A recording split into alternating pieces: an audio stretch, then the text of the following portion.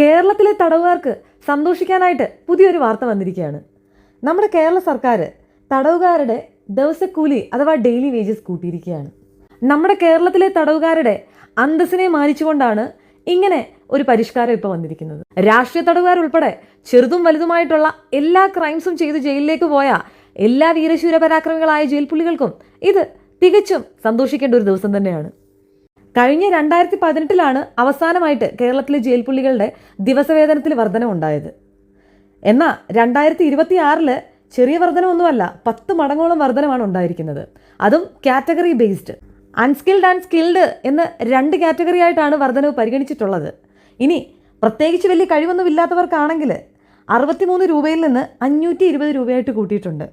ഇനി skilled category ആണെങ്കിൽ 127 നിന്ന് 560 ആക്കിയിട്ടുണ്ട്. ഇതിൽ പരം ഒരു മനുഷ്യൻ എന്താണല്ലേ വേണ്ടത്?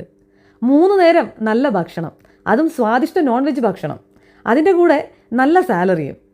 ഒരു ശരാശരി മലയാളി ഇത്രയൊക്കെ സ്വപ്നം കണ്ടിട്ടുള്ളൂ. അത് കൊടുക്കുന്നത് പക്ഷേ ജയിലിലാണെന്ന് മാത്രം. കേരളത്തിലെ ഒരുപാട് അഭ്യസ്തവിദ്യരായിട്ടുള്ള ആളുകൾ സമയത്തിന് ഭക്ഷണമോ നല്ലൊരു ജോലിയോ ഇല്ലാതെ ബുദ്ധിമുട്ടുന്ന ഒരു സമയത്താണ് തെറ്റ് ചെയ്തിട്ട് ജയിലിൽ പോയ ജയിൽ പുള്ളികൾക്ക് ഇത്രയധികം പരിഗണന നൽകപ്പെടുന്നത്. അതും അവരുടെ അന്തസ്സിനെ മാനിച്ചെന്ന് പറയുമ്പോൾ ഇവർക്കൊക്കെ എന്ത് അന്തസ്സാണ് ഉള്ളത് എന്നാണ് ഞാൻ ആലോചിച്ചത് മുഴുവൻ. ഇതുപോലെയുള്ള പരിഷ്കാരങ്ങൾ വളരെ നെഗറ്റീവായിട്ടുള്ളൊരു ഇമ്പാക്റ്റ് ആയിരിക്കും നമ്മുടെ സൊസൈറ്റിയിൽ ഉണ്ടാക്കുക. കാരണം ഒരുപാട് മനുഷ്യർ ജീവിതത്തിൻ്റെ 2 അറ്റം കൂട്ടിമുട്ടിക്കാനായിട്ട് ഒരുപാട് സ്ട്രഗിൾസിലൂടെ കടന്നു പോകുന്നുണ്ട്. അവർക്കൊക്കെ ഇതുപോലെയുള്ള വാർത്തകൾ കാണുമ്പോൾ നിരാശയായിരിക്കും തോന്നുക. കാരണം എന്തിനാണ് ജീവിതത്തിൽ ഇത്രയധികം കഷ്ടപ്പെട്ട് മുന്നേറാൻ ശ്രമിക്കുന്നത് എന്നൊരു തോട്ട് വരുന്നിടത്താണ് ക്രൈമുകളും ക്രിമിനൽസിൻ്റെയും എണ്ണം കൂടുന്നത്. ജയിലെന്ന് പറയുന്നത് തെറ്റ് ചെയ്ത ആളുകളെ ശിക്ഷിക്കാനുള്ള സ്ഥലമാണ്. അവിടെയും അവർക്ക് സുഖജീവിതമാണ് ഓഫർ ചെയ്യുന്നതെന്നുണ്ടെങ്കിൽ പിന്നെ അതിനെ പണിഷ്മെൻ്റ് എന്ന് എങ്ങനെയാണ് പറയാൻ സാധിക്കുക? അങ്ങനെ വരുമ്പോഴാണ് ആ തെറ്റ് ചെയ്യാനുള്ള പ്രവണതയും കൂടുന്നത്.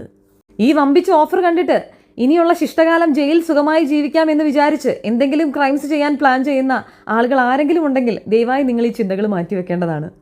പ്രിയപ്പെട്ട കേരള സർക്കാരിനോട്, നമ്മുടെ നാട് ഫിനാൻഷ്യൽ ക്രൈസിസിലൂടെ കടന്നു പോകുന്ന ഒരു സമയത്ത് ഇങ്ങനെ യൂസ്ലെസ് ആയിട്ടുള്ള കാര്യങ്ങൾ ചെയ്യാതെ നാടിനും നാട്ടുകാർക്ക് പ്രയോജനപ്പെടുന്ന എന്തെങ്കിലും കാര്യങ്ങൾക്ക് വേണ്ടി പണം ചെലവാക്കിയാൽ അത് വളരെ നന്നായിരിക്കും. അടിസ്ഥാനപരമായിട്ട് കമ്മ്യൂണിസ്റ്റ് പാർട്ടിയുടെ മൂല്യങ്ങളെ സ്നേഹിക്കുന്ന ഒരാളാണ് ഞാനെങ്കിലും അതിൻ്റെ പേരിൽ ആ പാർട്ടി ഭരിക്കുന്ന നേതാക്കന്മാരുടെ എല്ലാ തീരുമാനങ്ങളെയും അനുകൂലിക്കുന്നതിനോട് എനിക്ക് താല്പര്യമില്ലാത്ത ഒറ്റ കാരണം കൊണ്ട് ഇതിവിടെ അറിയിക്കുന്നു.